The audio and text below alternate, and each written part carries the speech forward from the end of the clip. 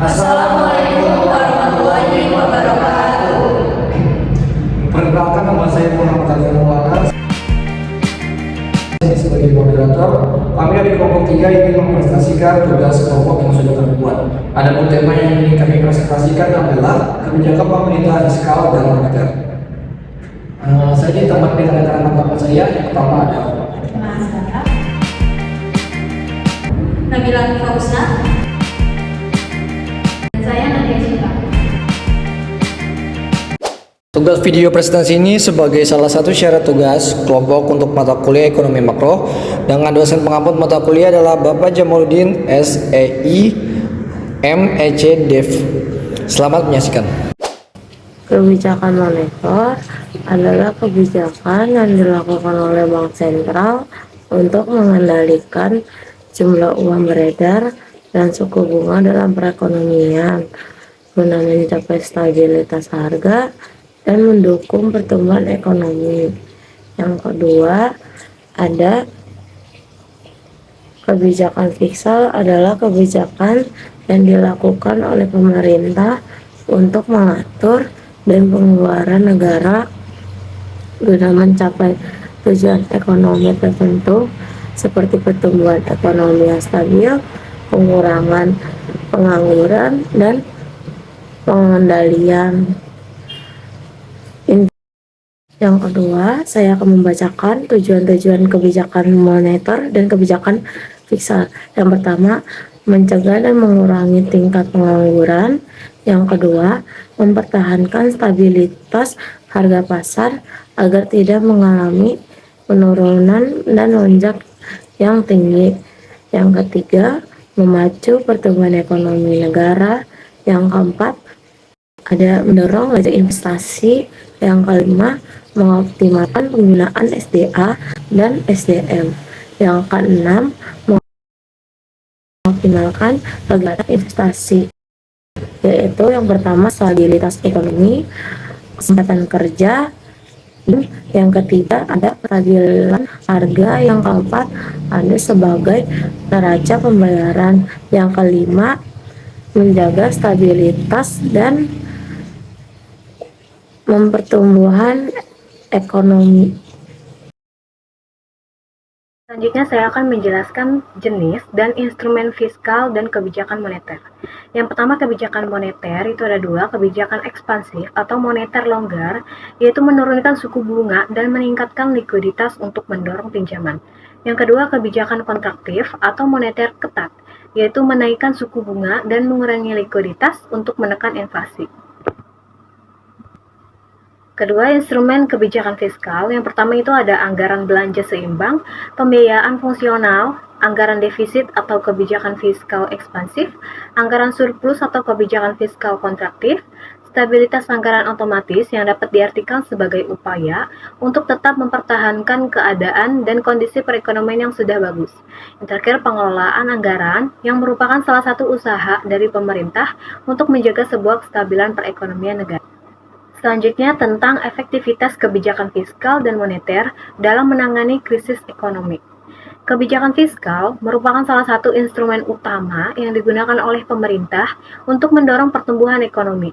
Menurut Irawan tahun 2023, kebijakan fiskal bertujuan untuk meningkatkan laju investasi dan mendorong investasi optimal secara sosial, yang pada gilirannya dapat meningkatkan pertumbuhan ekonomi secara keseluruhan. Kedua, kebijakan moneter, yaitu berperan penting dalam mengatasi krisis ekonomi dengan mengatur jumlah uang yang beredar dan suku bunganya untuk stabilisasi ekonomi. Kebijakan ini dapat berupa penurunan suku bunga, pembelian aset, atau pengaturan cadangan kas minimum.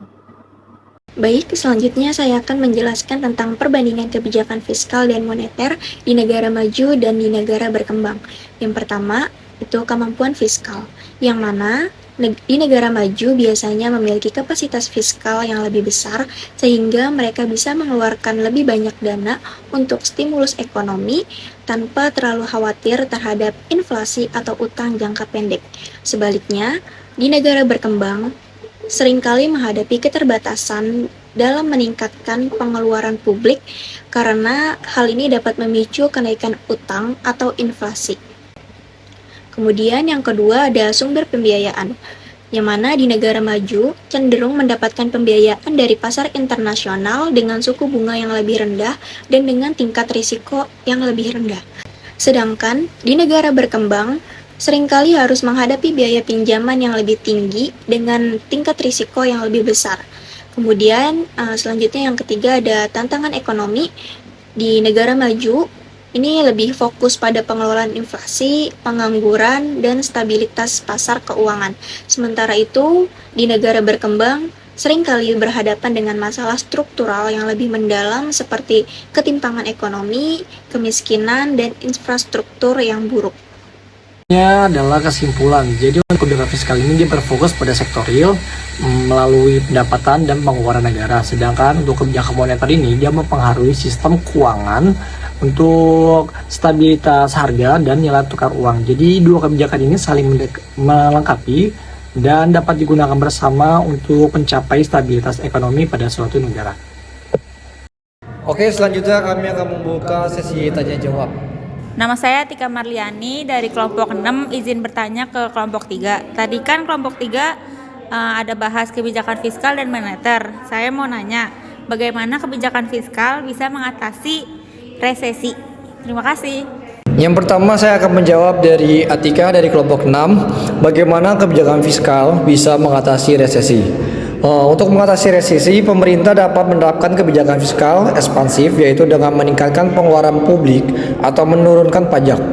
Peningkatan belanja pemerintah seperti dalam proyek infrastruktur dapat menciptakan lapangan kerja baru dan meningkatkan pendapatan masyarakat dan mendorong konsumsi.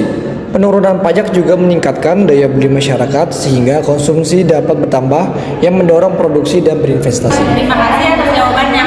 Ya, Assalamualaikum warahmatullahi wabarakatuh. Saya Ulfi Safinatun Naja dari kelompok 2 ingin bertanya ke kelompok 3 mengenai yang telah dibahas tadi tentang kebijakan fiskal dan moneter. Saya ingin bertanya, apa peran suku bunga dalam kebijakan moneter?